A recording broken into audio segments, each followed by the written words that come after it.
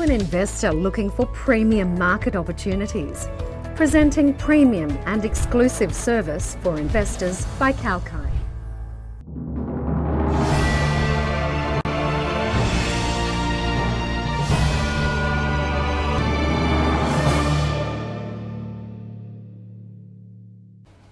Hello, I'm Rachel Jones for Kalkine Media. Welcome back to another edition of Executive Corner Expert Talks. In this edition, I'll be speaking with Scott Pendlebury, CEO of the Renovator Store. Now, the Renovator Store has been able to avoid the record high inflation in the building industry in recent years by leveraging its business model and avoiding the all-traditional middleman costs. Well, here to tell us more about that is Scott. Welcome back to the show, Scott. Good morning, Rachel. How are you? Great, thanks. Good to have you with us today. So, Scott, what are your views on the recent high inflation levels within the building industry? Do you expect to see a respite anytime soon? Look, I read a recent industry report that showed a lot of the costs have gone up by, on average, 16%, which is obviously well above inflation. And my personal view is, and from what we've seen, there's a lot of service and product suppliers out there that have taken advantage and have price gouged. You know, if I was to give some examples, some of our local product suppliers announced a series of increases, over the last few years. And when you question those increases and they couldn't explain them, I guess as a merchant, we'd say, look, the opportunistic price hikes, are not welcome. So some of those suppliers are removed from our website, or they're at the bottom of the page. But at the end of the day, it's the customer that makes the decision, and they don't like high prices. Absolutely. So what has been the impact of the price rises on the home improvement products?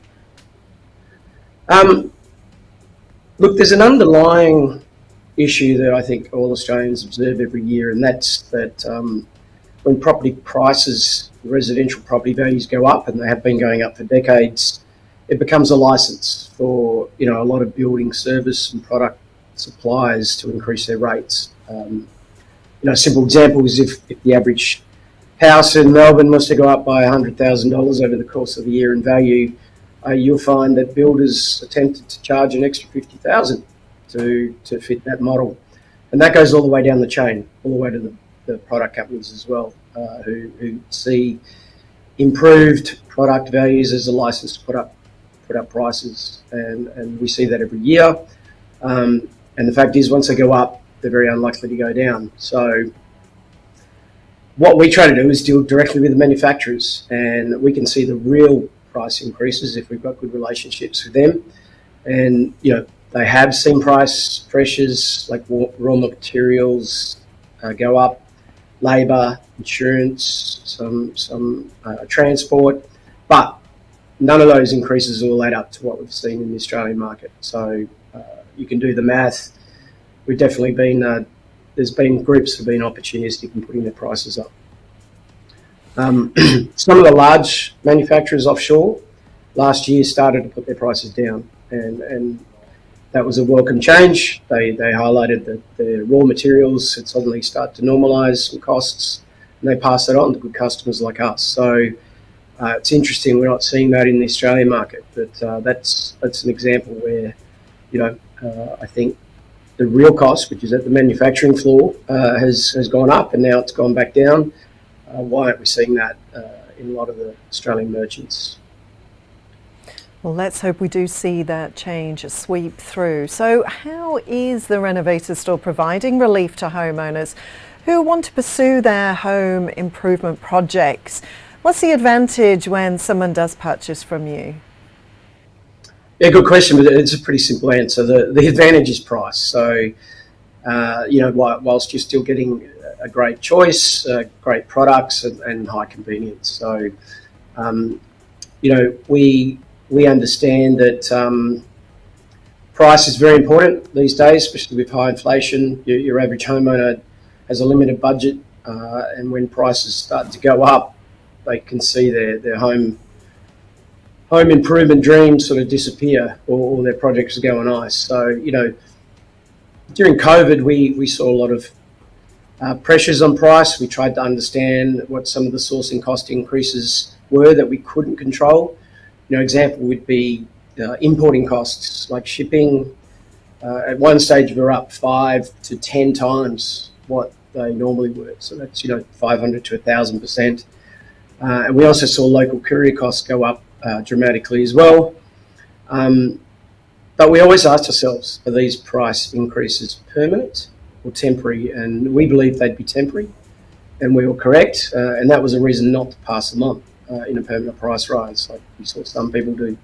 And lo and behold, shipping prices are back to normal.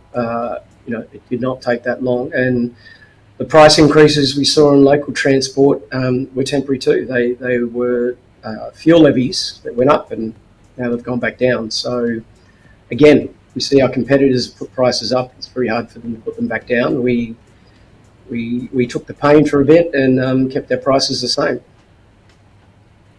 Now, it's not easy to promise both premium range of products at the best prices. What has been your strategy to deliver on this promise?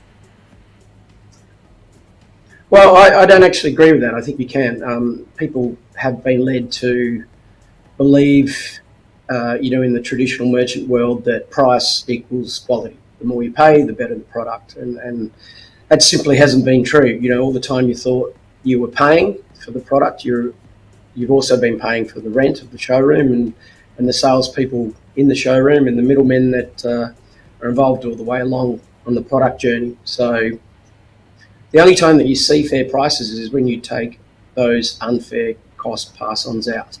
And then it's pretty simple. You can provide that premium range of products at a fair price, and that's not rocket science. So, you ask what's the strategy to deliver on that product promise? It's exactly that. It's pretty simple. We structure our business to have a low cost of doing business. We avoid all the avoidable costs in the product price. So what are those avoidable costs? Like I said, there's having lots of retail showrooms. We don't have that. We've got one showroom and I'm standing in it right now. Traditional merchants have got a lot of salespeople. We're an online focused business. So yes, we've got centralised customer service, but we don't have salespeople earning commissions. And those are expensive costs in Australia. You'd be surprised, but most people would be paying about 40% of their product is there to cover those two costs, the showroom rent and the showroom salesperson. And then, the product journey from the manufacturer to the home, it's incredible what sort of middlemen think they have a claim on that journey. They knock on our door all the time, but there's local agents for traditional retailers, and there's national agents for traditional retailers, and there's distributors, there's wholesalers, there's importers, there's brand houses, there's marketing groups, there's offshore agents. So we don't see the need to get them involved and give them a bite of the cake. And if we were, we'd have to put our prices up like everyone else. So we work hard to avoid all those traditional old school middlemen costs. We go direct to the manufacturers. We build a relationship. We buy in bulk. And we ship in bulk and we store in bulk. And that ultimately means we're not passing on any of those costs because they're not in our P&L.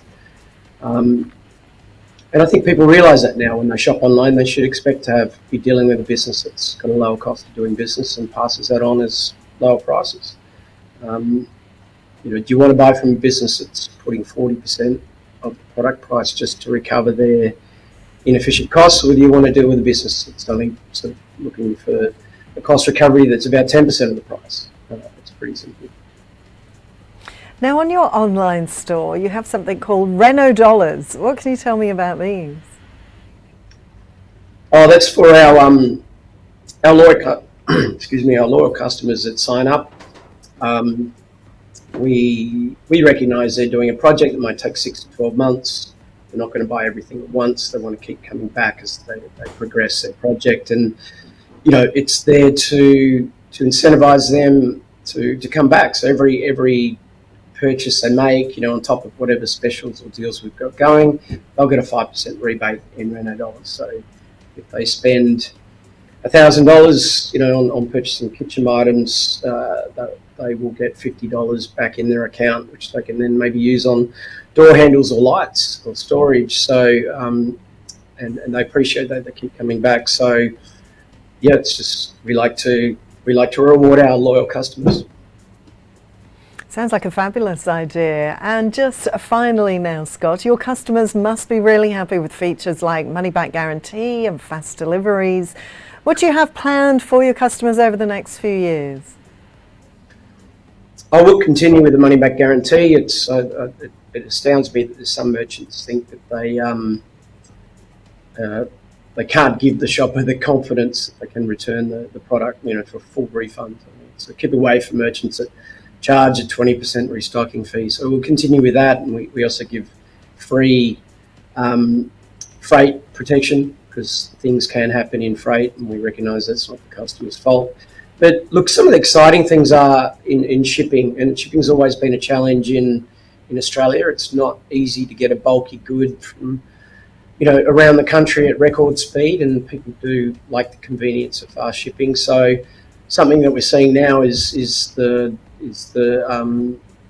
rideshare and food delivery network companies get involved on shipping. So pretty soon that will enable us to deliver things same day, if not within an hour or two.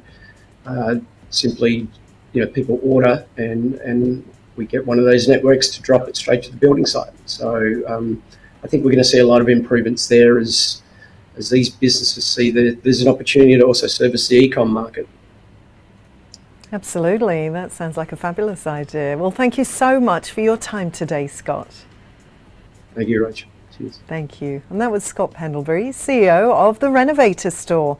If you did miss any part of that chat, you can catch our full interview on our YouTube channel at Kalkine Media.